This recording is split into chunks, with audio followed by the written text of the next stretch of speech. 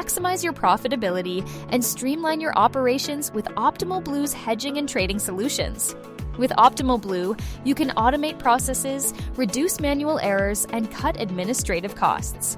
Experience faster transactions and improved operational efficiency with tools like the Compass Edge Rate Sheet tool and Profitability Assistant. Stay ahead with real-time risk management and make informed decisions quickly. Our robust data connections ensure seamless synchronization, enhancing data integrity and operational efficiency. Unlock deeper insights with our advanced analytics and modeling tools and benefit from the expertise of seasoned industry professionals.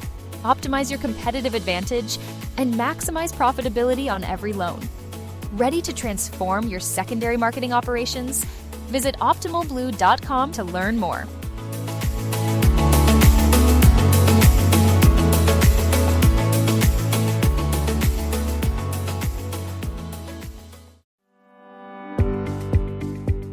Welcome to Optimal Insights, your weekly source for real-time rate data and expert capital markets commentary, brought to you by Optimal Blue. Let's dive in and help you maximize your profitability this week.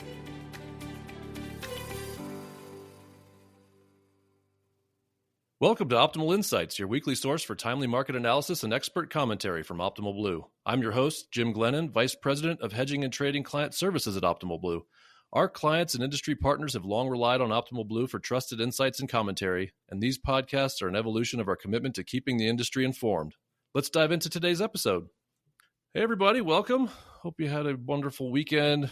Thanks for joining us again today. A lot going on. We've got our Summit Client Conference coming up in just 1 week from today. We're going to talk a little bit about that later on, do a little bit of a preview for you in case there's any stragglers out there who have not registered yet. But first, we'll welcome Alex, and we'll talk to Alex about econ and some current events. And then we'll have Vimy join us. We're going to talk a little bit about the LA fires and some of the mortgage-related potential aftermath of that. And then we'll get to that summit preview here in a few minutes. Just data-wise, recently, if you're watching the OBMMI, right around 7% still, 6.95 is where we see 30-year conforming loans today. And volume is still healthy. We're still seeing volume, a bit above our benchmarks, a bit above where we were last year, kind of like 80-ish% of where volume was pre-pandemic. So again, as we talked about on this cast before, there's a lot of pent-up demand out there that's starting to get dislodged.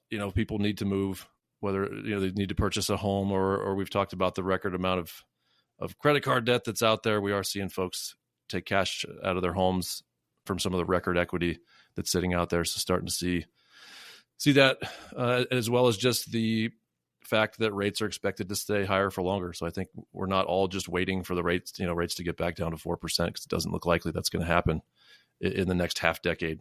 Anyway, we'll talk about that and more here in a little bit. Summit is coming up February 3rd through the 5th. So if you've not registered, summit.optimalblue.com. All right, let's go check in with Alex. Okay, welcome Alex Hebner, our local desk econ and current events guru. Let's talk a little bit about what's been going on. Last week, a little bit of a short week market-wise because of the MLK holiday. Not a ton happening, but some things are already starting to heat up this Monday morning. Yeah, definitely. It's last week, like you said, was pretty quiet. Some jobless claims numbers, which came in at expectations, in addition to some existing home sales, which came in at expectations as well. Not the most important metrics in the world. From a holistic perspective, a lot of things in the world of politics happened, which we'll touch on in just a minute. And then on the coming week, some bigger items to hit the tape. And this morning, we got some new home sales data, came in just a little bit around the expectation there. But the really big item for this week is the FOMC meeting, first meeting for this year. There isn't expected to be a cut, but there's quite a bit of kind of drama surrounding this and the Federal Reserve in general right now, just with Trump last week saying that he wants to see rate cuts. He thinks that rate cuts would be appropriate for the economy right now, and that he wants to make that call himself. So there's definitely going to be some pressure on Powell and the rest of the board to maybe deliver a cut. Right now, there's an expectation for a pause all the way through June. I hope they kind of stay strong. As we've talked about many times on this podcast, there's a reason there's a separation between the Fed and the executive and the legislative branches. But we'll see. We'll see how much pressure gets heaped on him. I think the economy's in a strong enough position right now that he can push back a little bit, but we'll definitely see. In addition to that, we have GDP and pending home sales numbers on Thursday, and then PCE on Friday. So just after the FOMC meeting, but we're getting some PCE inflation metrics on Friday, that being the Fed's preferred metric for inflation. Yeah, I'll be very interested to see what, if any, change there is in language from the Fed. They're basically, there's been saber rattling, as you said, from the new administration about basically forcing rates to go down somehow. But it just, all these things coming together, the math to me doesn't make sense yet, right? There's going to be a ton of spending. There's going to be tariffs most likely, or at least big threats of tariffs. There's the likelihood of mass deportations, like all this inflationary policy. And then we're going to cut rates. Like that could be a bit scary. And then you got PCE comes out on Friday, hopefully is maybe a little bit elevated. So it still keeps us a little bit afraid of inflation coming in. Exactly. Anyway. Yeah. It gives them some grounding in their likely decision to keep rates where they're at this time around. I think we're somewhere in the range of 80 to 90% are expecting no cut this time around. And then just wanted to quickly mention, just because kind of hitting the tape this morning, some semiconductor news. If you have a stock portfolio or your 401k, you're likely seeing it in a bit in the red this morning. Just wanted to touch on kind of semiconductor news and AI in general. Just the reasoning behind that was a Chinese model called DeepSeek was released that is far cheaper and uses far less advanced hardware, supposedly, than the US-based AI models. So it's calling into question a lot of the assumptions that have been made about AI and how capital intensive it is in recent months. Yeah, it's been wild. We were talking about it before we started recording, and $6 million, I believe, was the quote. It cost $6 million to build that model, and whereas NVIDIA probably spends that on coffee, in a month. Yeah. I mean, when you're talking millions of dollars in an industry that often quotes things in hundreds of billions of dollars, right. It's scaring the market a little bit.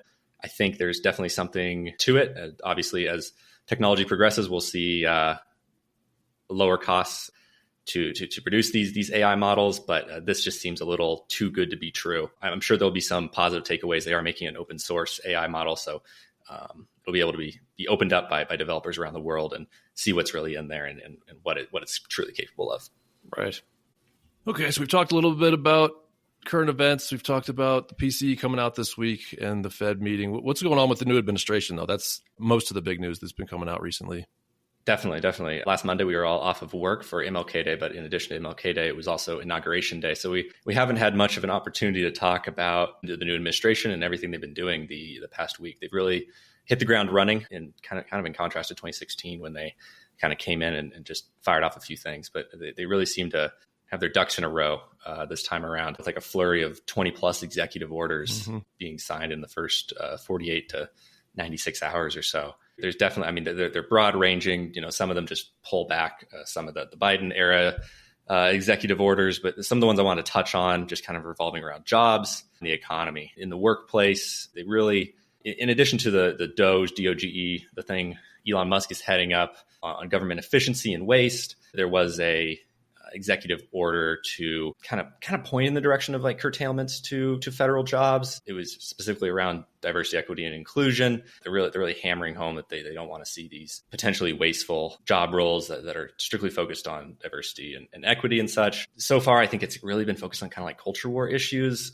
Some of the things I was seeing coming out that they don't want to see non-US or non-US military flags displayed. And again, just really hammering on diversity and equity and inclusion and getting people back in the office. But I think that it does point to, like I said, in addition to the DOGE administration, I think that it does point to maybe some curtailments in the number of federal jobs. And what worries that for me is that jobs with the government have been one of the biggest growth areas for employment numbers. So we might see off of this some weaker employment data if, as I said, we just start to see some cuts in the number of job roles in the government. But the kind of counter argument to that, in my mind, is there's definitely areas of the government that they want to expand, specifically, immigration, custom enforcement, homeland security, energy, which we could just see like a transition from where certain jobs are to other departments. So we'll just keep an eye on that one. I think it's early days in regards to that. And then the economy, kind of trying to, I don't want to say jumpstart the economy. The economy's in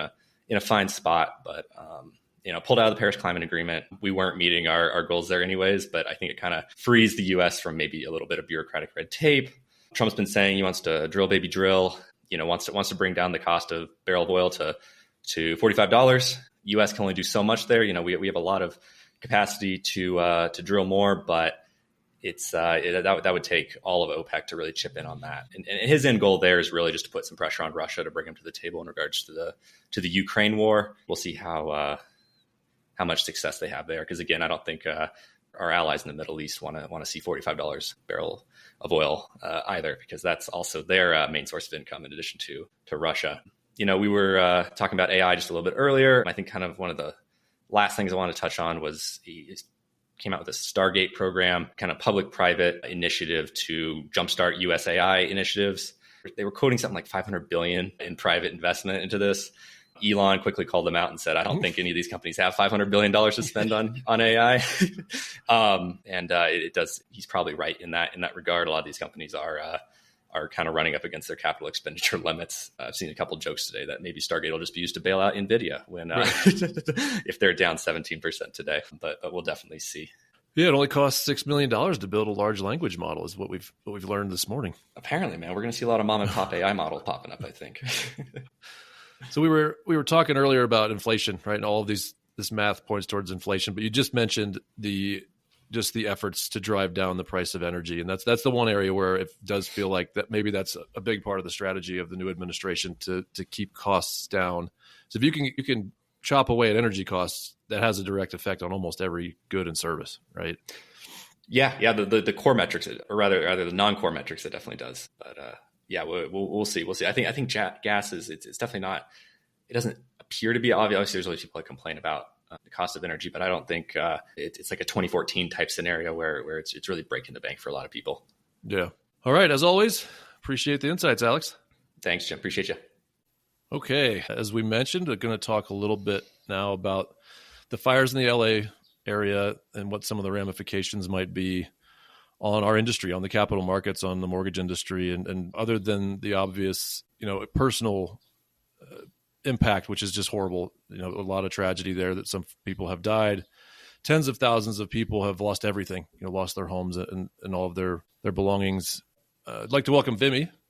Vimy, welcome to the podcast to talk a little bit more about this with us. I mean, high level, the effects on the mortgage industry and the capital markets have yet to be seen. It does feel like a little bit of a kind of a micro COVID, where we're going to have things like mortgage forbearance, and there's already talk about mortgage banks coming in and providing some relief there, right? There's probably some concentration of these high dollar loans that live with certain banking entities, although there are Fannie Mae, Freddie Mac loans. There's certainly some FHA and VA loans in there, but kind of a widespread effect on banks. So we have to consider that. And again, it remains to be seen what that looks like. And there's obviously some insurance issues that are going to be happening that are going to affect people's just overall affordability, right? And ability to pay to rebuild these homes, or to pay to remortgage these homes, or even for people to move in and redevelop some of these areas.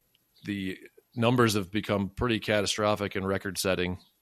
I think we've seen that $30 to $50 billion are going to come out of the insurance companies' pockets or out of the state that insures at least partially some of these properties. The overall number has been estimated at $250 billion, just the overall economic impact of these fires. So that includes the insured losses, includes other property damage, buildings, gas stations, all of it, right, has been leveled. Lost productivity in there as well. I mean, as these things are going on in the LA area, there's not work getting done necessarily. It's just more of a recovery type of situation for the foreseeable future. And even people have already started to calculate the long-term health effects of these fires, right? There's a lot of smoke. There's a lot of toxic fumes from some of these buildings that have burned down. But as far as the MSR world, Vimy, which is very much an expertise of yours, what should we be thinking about there as it relates to things that affect all of us, like mortgage pricing and the value of some of the assets that a lot of mortgage banks have on their books? Yeah. So firstly, I would like to say that my heart goes out to everyone impacted by this catastrophic event. It's absolutely terrible. I think, along those lines, I was quite happy to see when California Governor Newsom came out with the announcement that he had been working with a variety of financial institutions to actually help those that are impacted by this. And so to specifically answer your question about how does this relate to servicing, I'd like to take a moment to define forbearance for our audience. And so with this new policy that Newsom has put in place, these financial institutions are actually going to offer borrowers a 90-day forbearance on their payments. It could be up to a year, but 90 days to start. And what this means is that borrowers are going to have a relief from having to make their mortgage payments on time, at least for the next 90 days. So they don't have to make the payment. They don't have to worry about being reported to a credit agency and having this impact their credit score.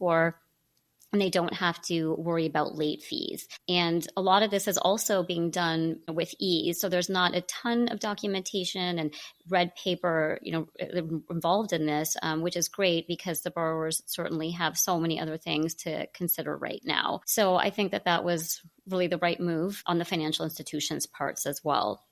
Yeah, it makes a lot of sense. I mean, people have much bigger issues to deal with right now. And I would also imagine that the banks don't want to be seen as putting their foot on someone's throat when they're they're worried about if their house is even still standing and dealing with some of the aftermath of that. So that it makes perfect sense that they would offer some sort of forbearance. And yeah, like you said, I think I read that you just pick up the phone and call a hotline. Like there's not a ton of paperwork that has to get done. You just basically call in and say I was affected by the fires and I'm going to be late on my next few payments. Yeah, definitely good to make it as easy as possible given all the stress.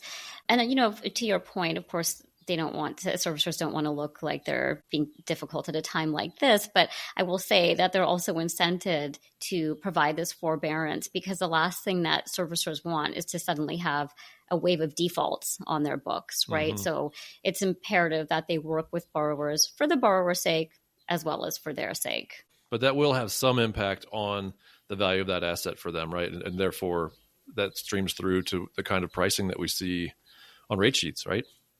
Yeah, so that's a good point. So I feel like there's an immediate impact to discuss, and then there's the potential rate sheet impact. And so to start with the immediate impact, the forbearance is really going to change the cash flow projections that the servicers have made in order to ascribe a value to the asset, right? So with borrowers missing payments, this is going to cost servicers revenue that they don't necessarily earn back. And it's not just that borrowers are exempt from paying late fees, like we had talked about earlier, but there are so many different components to the MSR valuation. And so if an MSR owner has modeled out the potential to earn float income on a borrower's payment, well, they're not going to receive that, at least during the forbearance period. And given the high interest rate environment that we're in, float is still a significant portion of the MSR value. Granted, in this case, to your earlier point, Jim, this is a fraction of what we saw during the pandemic. So this was a very real issue. Modeling out the forbearance cash flows was very important during that time. Still important now, but on a smaller scale. Right. It could be more concentrated because of the unique area where these fires are happening, though, right? Like some of these banks probably do more than dabble in non-conforming jumbo type of portfolio loans. And I think I read somewhere that of the homes that had a mortgage on them that were affected by the fires, some 60% were portfolio loans, meaning the banks own those loans outright. So they're going to have an even more vested interest in ensuring that they do not go delinquent, that they work with those borrowers, because a lot of those loans aren't guaranteed by Fannie, Freddie, or Ginnie. Right. And you also bring up another good point, given the location and the borrower demographic of Southern California, a lot of the property value is actually coming from the land rather than the structures themselves. And so that's another reason why borrowers are incented to stay current on their mortgage, even if their home has been destroyed. Yeah, I've read that that's just the relative wealth of that area and the economic diversity that it has is going to basically ensure that the worst case scenario doesn't happen, right? If this had happened more inland or in other parts of the country, it could have long-term impact on the economy where people flee, right? Or the property values nosedive. But because of this area and how it's so attractive to anybody who has the money to live there, it's likely that rebuilding happens. It's going to take a very, very long time, but it does seem likely that folks will want to stay current on their mortgage, maintain that land, and hopefully be able to build on it with relative ease. I know there's been some discussion about permitting and different types of code that may have to be changed, or there may need to be some concessions around around code to be able to build more quickly in this area versus some of the rules in Southern California that have made it a bit difficult to rebuild quickly. Yeah. And, that's a good segue into how does this impact the rate sheet that borrowers are seeing right now. So we had spent a few minutes talking about how the forbearance is impacting current MSRs. And one thing I hadn't mentioned yet, which is probably important to mention as well, is, in addition to the loss of income and the late fees, there's also this really large obligation for servicers to advance the P&I, the principal and interest, and the taxes and insurance, even if the borrowers aren't making the payment. But the servicer is on the hook for that. They have to fund that. So there's this whole added cost and layer that we need to consider. Mm-hmm. And so that we can consider that with current MSR. So how is this impacting the servicing that I own right now? And then there's the idea of what you've mentioned, Jim, is like in the future, what does this mean? So in a place like California, maybe there really isn't as much of a loss because of the things that we had talked about, the value of the property and so on. But maybe in a state that doesn't have a similar makeup, would a servicer want to start modeling out future forbearance? So if you're servicing heavily in a disaster-prone state, are you going to want to model out potential forbearance? If you do, that will certainly impact what you're willing to pay for the servicing. And then that, of course, goes all the way down to the rate sheet, which is impacting the borrower directly as well. Right. A lot to consider. Yeah, obviously a lot remains to be seen, but these are the type of things we should be thinking about as we move forward. Yeah. Thanks so much, Vimy, for the wisdom and for the info. Thanks for having me, Jim. Okay, let's switch gears back here a little bit. Welcome, Kevin.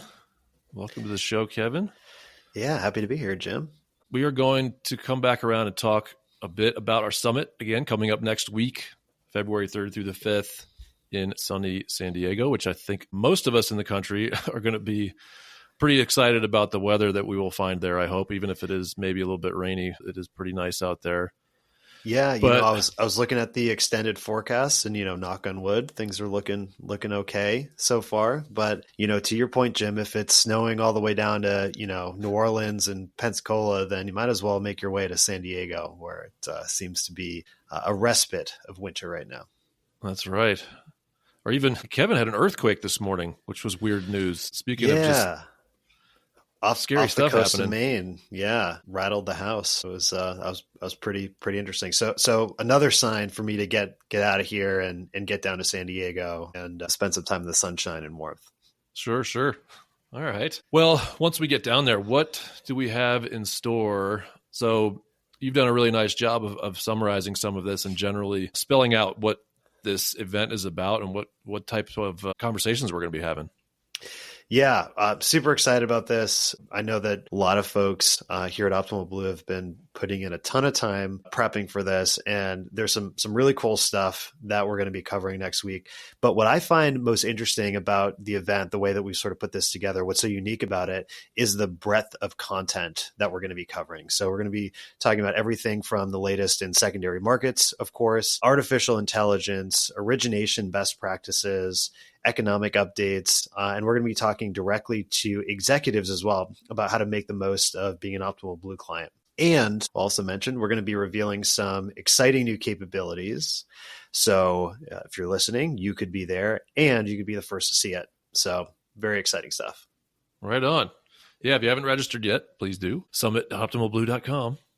So Absolutely. In addition to the sessions, we're also going to have, as you normally would at a conference, at a user conference like this, we're going to have the Optimal Blueprint Zone, which is kind of like a Genius Bar, right? Or we used to call it Blue Bar.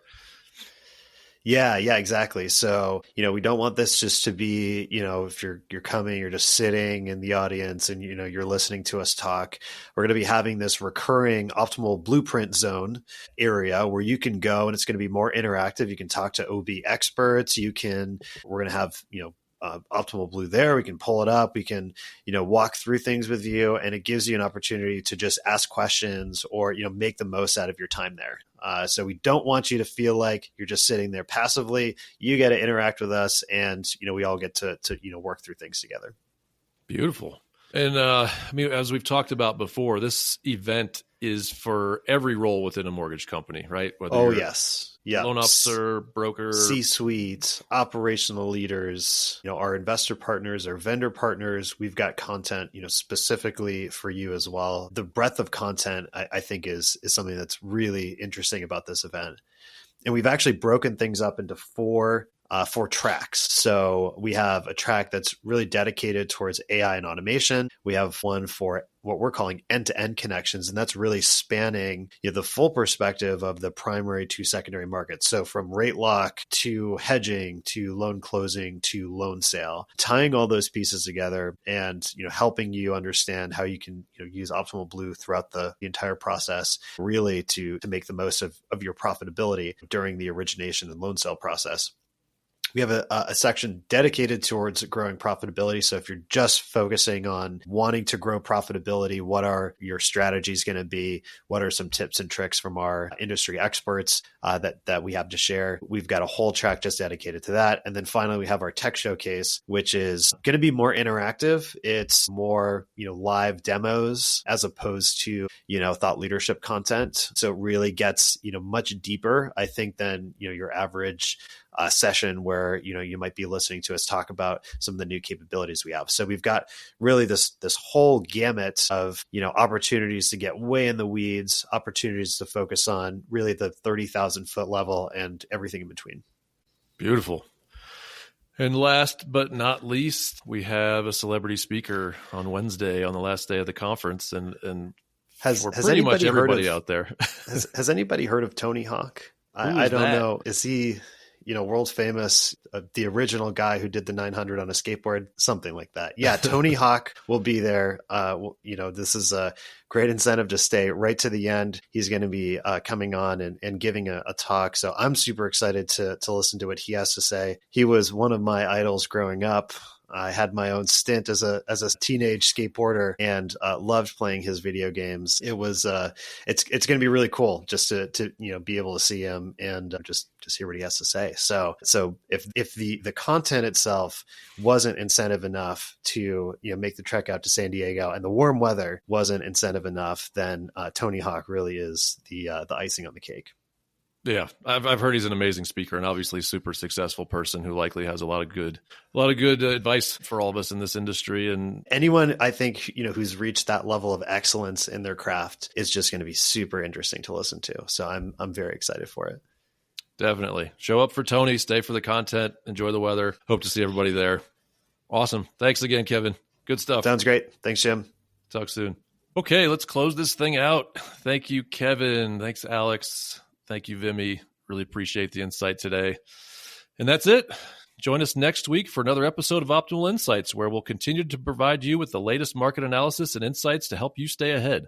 Don't forget to follow us on LinkedIn for more updates and access our latest video episodes. You can also find each episode on all major podcast platforms. Thanks again for tuning into Optimal Insights.